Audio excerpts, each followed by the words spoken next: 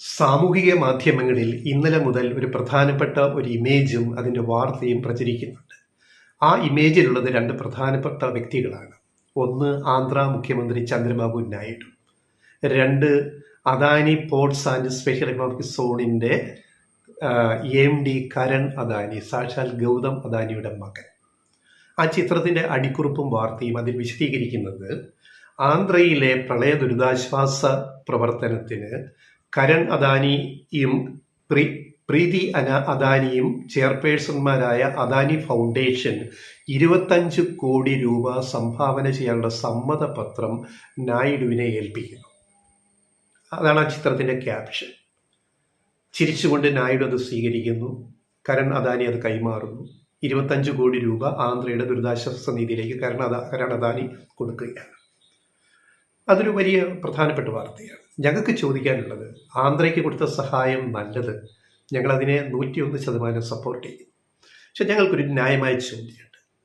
ചോദ്യം എന്ന് പറഞ്ഞു കഴിഞ്ഞാൽ, പ്രകൃതിക്ഷോഭം ഏറ്റവും അനുഭവിച്ച ഒരു സംസ്ഥാനമാണ് കാലാകാലങ്ങളിൽ ഗുജറാത്ത്.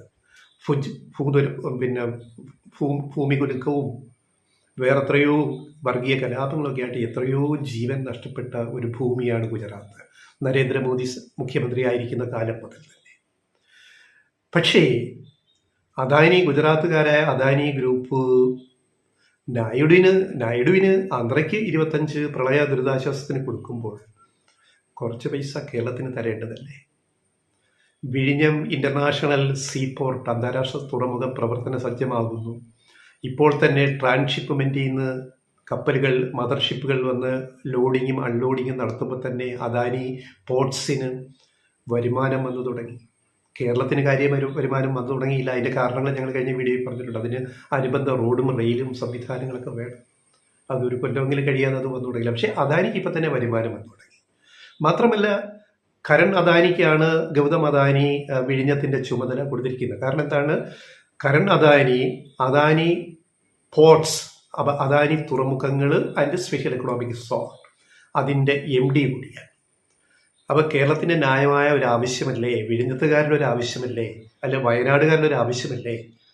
എന്തുകൊണ്ട് ഇത്രയും ലോകത്തെ തന്നെ അതിസമ്പന്നരിൽ ഒരാളായ ആദ്യ 10 പട്ടികയിൽ, ലോകത്തെ ശതകോടീശ്വരിൽ ആദ്യ 10 പട്ടികയിൽ വരുന്ന മുകേഷ് അംബാനിക്കൊപ്പം വരുന്ന ഗൗതം അദാനിയും അദാനി ഗ്രൂപ്പും എന്തുകൊണ്ട് വയനാട്ടിലെ ദുരിതാശ്വാസത്തിന്, ആന്ധ്രയേക്കാൾ വലിയ ദുരിതമാണ് വയനാട് സാക്ഷ്യം വഹിച്ചത്, എന്തുകൊണ്ട് ഒരു സംഭാവന തരുന്നില്ല? എല്ലാവരുടെയും ചുണ്ടിൽ വരുന്ന ന്യായമായ ഒരു ചോദ്യമാണ് അല്ലേ? ഞങ്ങളും ആ ചോദ്യം ചോദിക്കുകയാണ്. ഇനി ഒരു കാര്യം കൂടി പറഞ്ഞിട്ട് ഈ വീഡിയോ അവസാനം. എനിക്ക് തോന്നുന്നത് പിണറായി സർക്കാർ ആ വഴിക്ക് എന്തെങ്കിലും നീക്കം നടത്തിയോ ഉണ്ടോ ഇല്ലയോ എന്ന് വ്യക്തമല്ല. ഔദ്യോഗികമായിട്ട് ഇതുവരെ അങ്ങനെ ഒരു അറിയിപ്പും വന്നില്ല. പൊതുവായിട്ട് സംഭാവനകൾ ചോദിച്ചിട്ടുണ്ട് മുഖ്യമന്ത്രിയുടെ ദുരിതാശ്വാസ നിധിയിലേക്ക്. അതിലേക്ക് കരൺ അദാനിക്കും അദാനി ഫൗണ്ടേഷനും സംഭാവന കൊടുക്കാവുന്നതേ ഉള്ളൂ. പക്ഷെ അങ്ങനെ കൊടുത്തതായിട്ട് എന്തെങ്കിലും വാർത്ത വന്നോ എന്ന് നമ്മുടെ ഓർമ്മയിൽ കിട്ടുന്നില്ല. അങ്ങനെ വന്നിട്ടുണ്ടെങ്കിൽ അത് ഞങ്ങളുടെ ശ്രദ്ധയിൽപ്പെടാതെ പോയിട്ടുണ്ടെങ്കിൽ ക്ഷമിക്കുക. ഞങ്ങൾ പെട്ടെന്ന് ഓർത്തിട്ട് അങ്ങനെ ഒരു വാർത്ത വന്നതായിട്ട്, എന്തെങ്കിലും തന്നതായിട്ട് കാണുന്നില്ല, അല്ലെ ഓഫർ വെച്ചതായിട്ട് കാണുന്നില്ല. അതുകൊണ്ടാണ് ഞങ്ങളിത് പറയാൻ കാര്യം. അങ്ങനെ കൊടുത്തിട്ടുണ്ടെങ്കിൽ ഞങ്ങളത് പിൻവലിക്കുന്നു ആ വിഷയം. പക്ഷേ കൊടുത്തിട്ടില്ലെങ്കിൽ ന്യായമായിട്ട് തരേണ്ടതല്ലേ?